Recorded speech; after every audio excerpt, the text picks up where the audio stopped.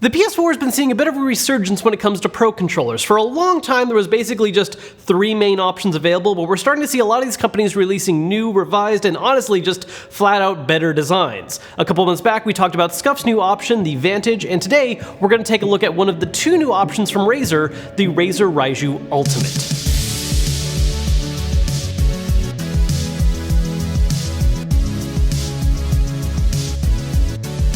First, let's talk about how this compares to the original Raiju controller, with the most significant change immediately being that it is a wired and wireless controller as opposed to being wired only. Now, why I say wired wireless versus just saying wireless is that this isn't a controller that's wireless and you can just plug it in to charge and, use wired if you want to. It actually has a specific wired mode as well as 2 different wireless modes, one for PS4, one for PC. And the difference here is that with the wired, you're going to get the lowest lag possible, which is really important for competitive play, or you can switch it to wireless mode if you just want the comfort of a wireless controller. Before getting into special features and new functions and everything, I want to talk about the form change on this versus the original Raiju, because while at first glance they look very similar because all the buttons and everything are in the same placement, there's a lot of changes to the grip that make it honestly a lot more comfortable to me. First off, the grip design itself is just a little larger. It's also a heftier controller, so I always like a little weight in my controllers, and I find the grip to be much better for long-term play. I will say that because it is a little larger, it might be a little more uncomfortable for people with smaller hands, but everyone else,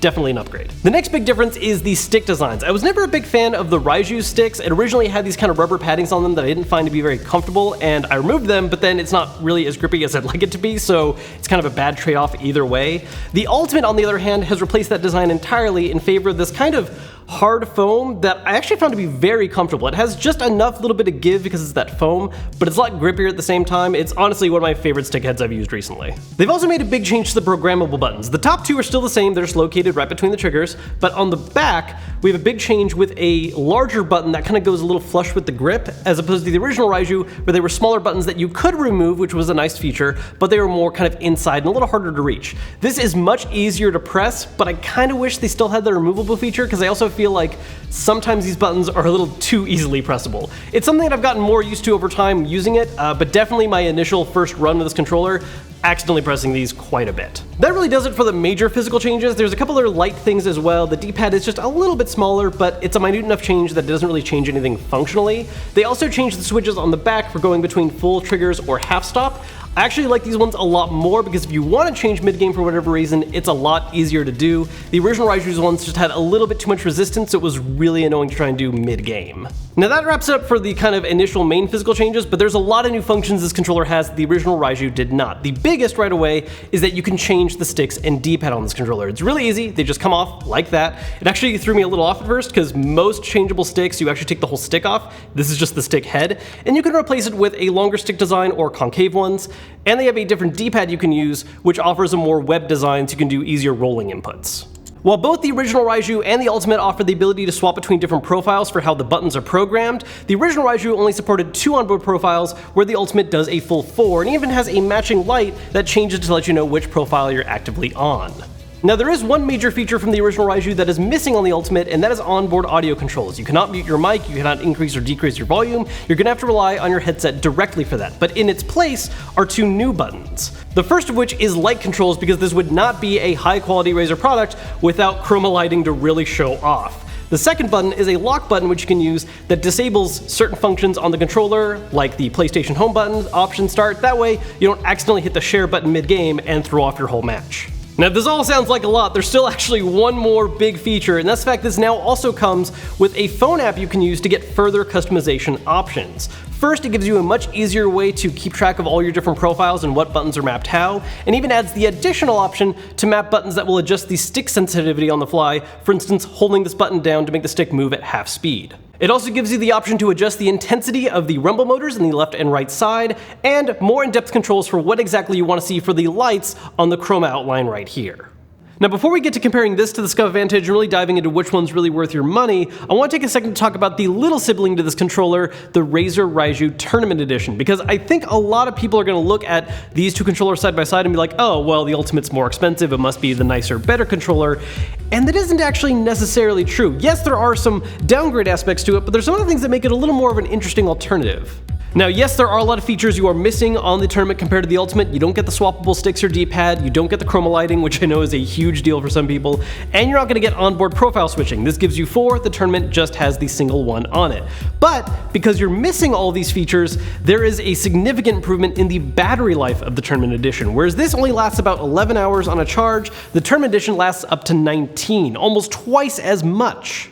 And while the Tournament is missing some of the coolest features of the Ultimate, I still feel like you're getting most of the really important ones. You're getting the mechanical tactile buttons, you're getting the same grip shape that is really comfortable, you get all the programmable buttons, and you still get the app to use with it, and it has the wired wireless functionality. All really big winning points. The really interesting difference though, and I feel like this is something that Razer hasn't really advertised super big time to a lot of people, is that the Tournament actually uses a different stick setup than the Ultimate. The Ultimate favors the PlayStation style where you have the sticks at the same height, whereas the Tournament swaps them for the more Xbox One style where the stick is up here and the D-pad is down here. So depending on your personal preference for comfort, that can be a huge reason to switch for the Tournament rather than paying extra for the Ultimate. So, the Raiju Ultimate and Raiju Tournament, big upgrades over the original, but is it more worth it to grab one of these or the new Scuf Vantage? Well, let's start by going over some of the benefits you're going to get on the Vantage that aren't on the Raiju controllers. To begin with, I really like the physical modularity of the Vantage. While both controllers feature things that you can swap in and out, there's just a lot more you can do with the Raiju specifically. There are more stick options, although you do have to buy those separately. You can change out the triggers for longer ones, and also from an aesthetic standpoint, there's a whole lot more different color choices if you want to personalize it. I also really appreciate the fact that while the Scuf Vantage does offer a lot of programmable buttons, they are all removable, so if there's one you don't personally like the placement of or you want to change it for a specific game, you have that option. It's also worth noting that while both controllers do have programmable buttons, the Vantage does have more with 6. I will say the 2 in the middle aren't always the easiest to reach, but additional options are never a bad thing. There's also a couple personal preference things to keep in mind. The Vantage does use the Xbox One stick layout, so if you prefer having the stick over here versus the equal ones like on the Raiju, this is a better way to go.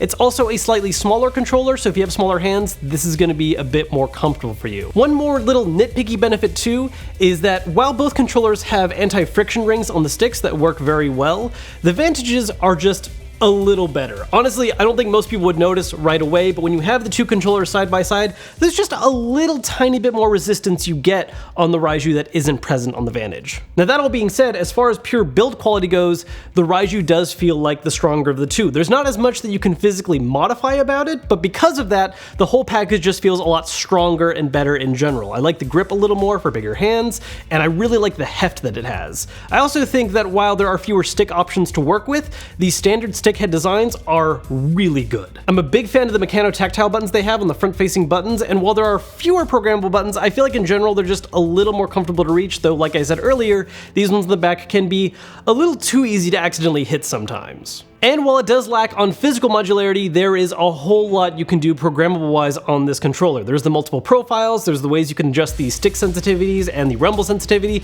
There's just more fine-tuning you can do this controller program-wise that I really appreciate. Directly comparing them side by side, they're both great controllers, but I think I'm gonna have to give it to the Raiju as far as just overall quality. But there is a very important other factor to consider, and that's price. Because this is not actually available in the US. You have to import it. And while it's not very hard to import, you're likely going to be spending more money because you're buying from resellers on a controller that is already more expensive in the first place. The Scuf Vantage, if you're willing to buy just the wired version, is as low as 170 bucks. If you want it wireless, it's 200, and a little more than that if you want to buy more customization options for it.